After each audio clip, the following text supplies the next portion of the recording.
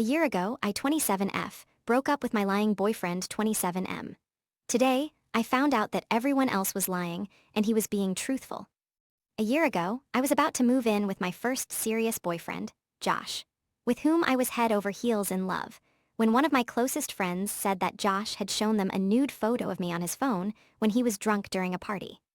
5 or 6 more of my friends corroborated the story and told me that Josh also talked in extreme detail about our sex life when showing the photo.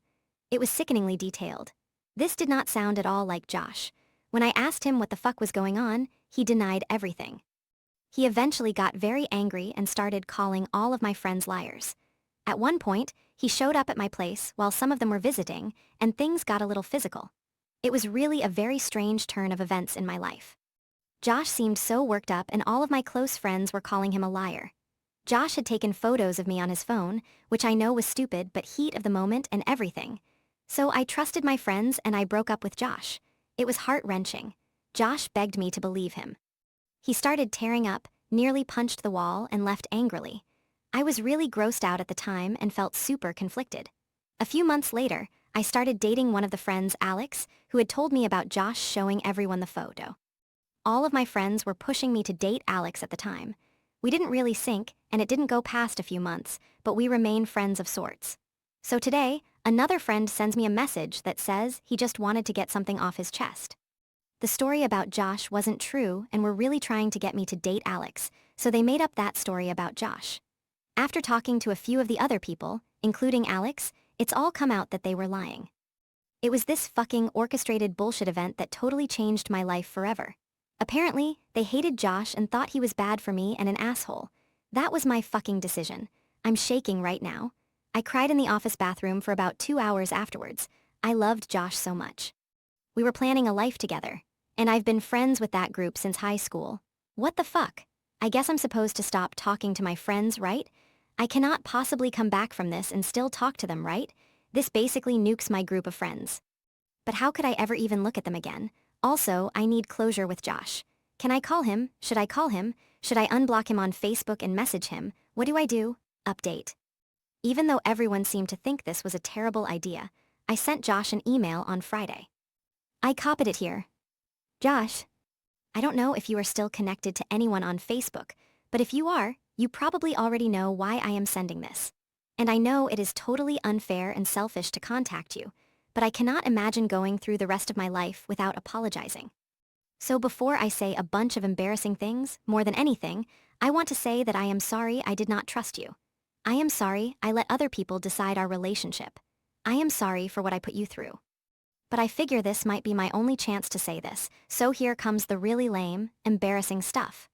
I spent the past day thinking about the past year, where I would be if I had believed you, what my life would be like. Would we be engaged? Would we be married? I'm not over you. I want to try again. I'm not asking you to marry me, but if you ever find yourself thirsty, I would love to buy you a beverage of your choice. I want to talk to you again. I miss everything about our relationship. I miss you getting annoyed when I stole your French fries. I miss fighting with you over money. I miss making you breakfast. I miss watching The Office with you over and over and over. I miss you. My information is still the same. I would not blame you if you ignored and deleted this. Just know that I know, I am really sorry. So I sent it and tried to take my mind off of it. Just writing it and sending it was extremely cathartic. I spent Saturday morning sitting around watching old movies when someone rang my doorbell.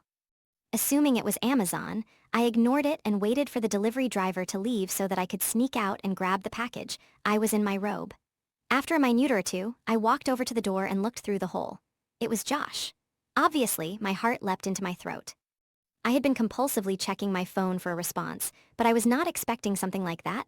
Everything in my house, including me, was pretty disheveled. I cracked the door, smiled, said hi, and told him that I had to get dressed really quick. What a terrible interaction. So I ran around my place throwing shit into corners, pulled my hair back, found something to wear, and went back to the door. I'm here for that beverage. I only had OJ and water, which was also pretty embarrassing, but Josh stuck around anyways. He didn't ask many questions, really. I started to talk about the nude photo incident, but he said he didn't really care to talk about it. We both know all of the details now. The conversation eventually grew a bit aimless, and we were just talking like old times.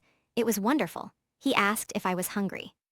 I wasn't really, but of course I said I was. We went to a nearby burger place that we used to go to all the time. He did ask whether or not I had dated Alex. He didn't seem too upset by my answer. I asked him if he had dated anyone. He had a 6-month relationship in the interim.